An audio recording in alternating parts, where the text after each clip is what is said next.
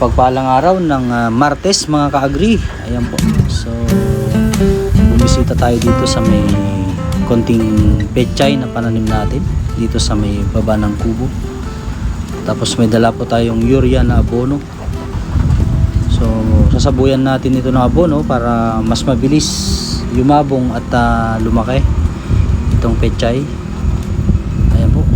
So magsaboy na tayo guys. Ayan po. So may mga nauna, may mas malalaki na ang tubo dahil ito po yung nakalusot nung last na baha.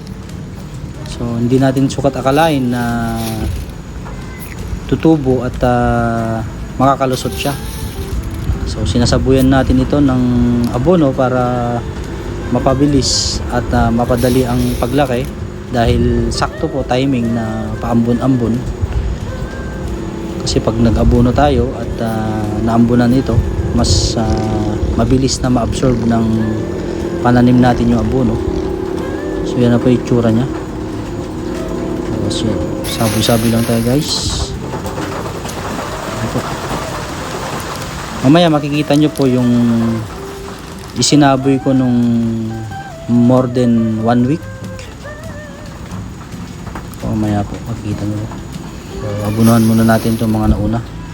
Hindi po natin pwedeng lagyan ng urea itong mga maliliit, yung kakasaboy ng 1 week after o 1 week ago mahigit, kasi matutunaw siya o malulusaw. So kailangan mga more or less 15 days mga ganun. Ito po yung itsura nung maliliit na isinaboy natin. More than 1 week na po. So yan siya. Nakakatuwa lang kasi nakikita na natin. Yan po yung mga sumunod na isinaboy natin.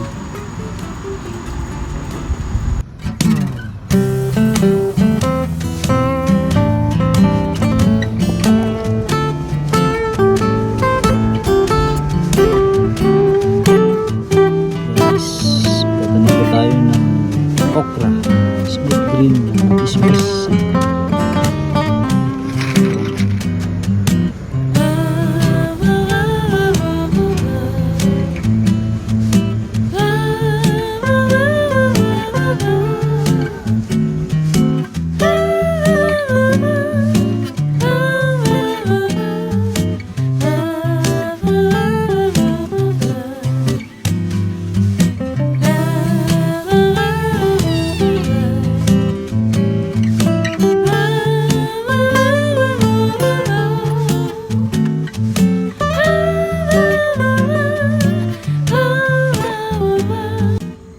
Maraming salamat mga ka-agri.